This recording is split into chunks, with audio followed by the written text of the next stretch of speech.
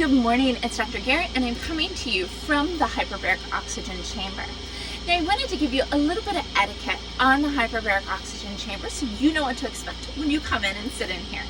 So what this is going to do is once you get in here, it's going to pressurize. And as the pressure goes up, you're going to notice a little pressure on your ears. So it's important that you know how to clear your ears. There's a couple ways that you can do this. You can do something called the Valsalva, where you pinch your nose and you breathe backwards real hard, and that will pop open the ears.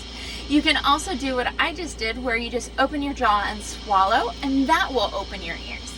A lot of times people will prefer to sip on some water. Now, we do have a Berkey here, so if you bring your own cup, we can fill it up before you get in, and you can have water as you're sitting in here in the chamber.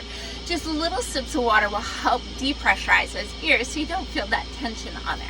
It's kind of like flying. When you're taking off or coming down, you'll feel that pressure change. So it's important just to open your jaw, swallow backwards, and that will help with that equalization of your ears. Now, as you're sitting in here, there are lots of ways that you can do this. It is very spacious. You can lay down. There is a mattress in here that you can just lay down and take a nap. There is a chair that you can get all nice and comfy in, sit back, read a book, watch a movie, play on your phone, bring your laptop. There are bolsters, so you can set the bolsters anywhere you like to be nice and comfortable. Now, as you're sitting in here, again, feel free to work on work. Feel free to watch a movie on your phone. Feel free to read a book. If you don't have books, I have plenty here.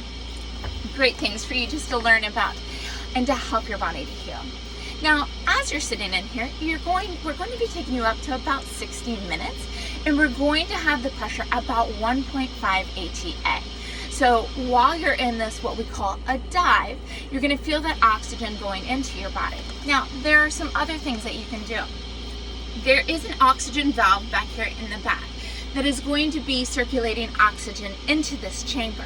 However, if you want oxygen to be flowing directly into your face, we can give you an oxygen mask that you can plug into the valve behind, and you can hold this up to your face or strap it on your face. Now, the oxygen mask will be your own mask, so if you're doing multiple dives with us, we want you to bring it back because they are not reusable for other patients. It's just your own mask.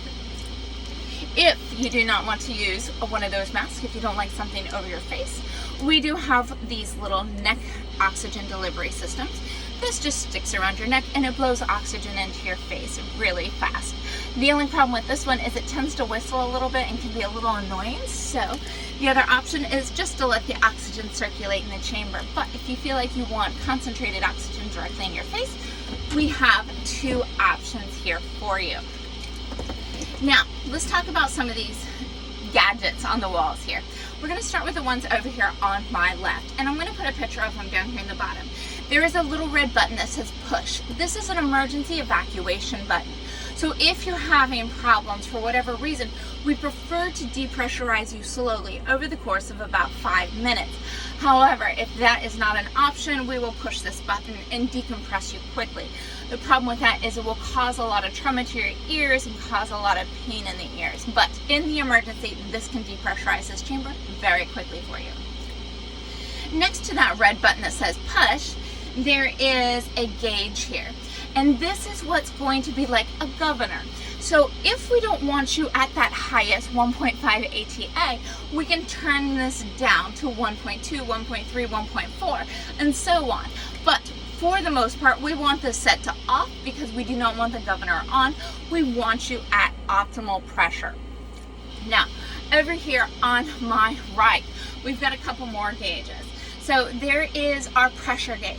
When we take you up to 1.5 ATA, what we're looking for is to get you to about 50 kilopascals, and that's what is going to give the most oxygen into your tissues. So the pressure gauge here is for you to see where you're at. There isn't one on the outside of both of these as well, so we can also see where you're at. Now, next to that, there is a blue button that says open and close.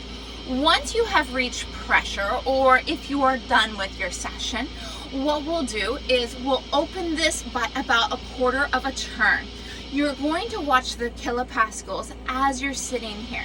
Now, what we want is we want the kilopascals to start at 50 and drop to 40 over the course of 1 minute. So we want you to drop by 10 units every 1 minute. So ideally, it's going to take about 5 minutes for you to completely decompress. After that gauge is set to 0 and the chamber is decompressed, we want you to sit here for 30 seconds, and then we can start unzipping the zippers. There are 2 layers of zippers here. Both of them can be accessed from the inside and the outside. This is just going to help us to make sure that the chamber is fully pressurized for you. Now, after your dive, what can you do? There are lots of things you can do. So we do recommend that you drink plenty of water for the rest of the day.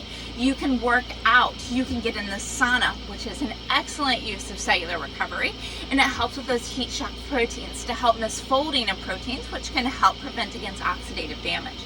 You can do our PEMF mat, where we're going to be sending those electromagnetic frequencies into your body on a vibration pad, which will help your body to heal, recover. It helps with healing in the bones, tendons, muscles. It can help you to relax. The other thing you can do is you can try our red light with our Soluma. This helps with joint pain. It can help with tissue healing, help with hair growth, help with skin, help with wounds. We also will have our Opus vibration bed that you can lay on, which sends sound vibrations through your body to help detoxify the body even better. The only thing that we recommend that you do not do after a hyperbaric oxygen chamber therapy is fly within about 24 hours, because you can get the bends. And so for the most part, this is safe for just about everybody. Make sure you talk with us prior to your session about any kind of medical diagnosis, and make sure that you are able to clear your ears. Now, as we start to depressurize, you're going to have to clear your ears again. So make sure you're able to clear. Sip on water if you need to. Chew on some gums. Suck on some hard candies. Do the Valsalva, or open your jaw really wide to help open up and equalize those ears. So we hope that you enjoy your dive in our hyperbaric oxygen chamber. If you have any questions, please let us know.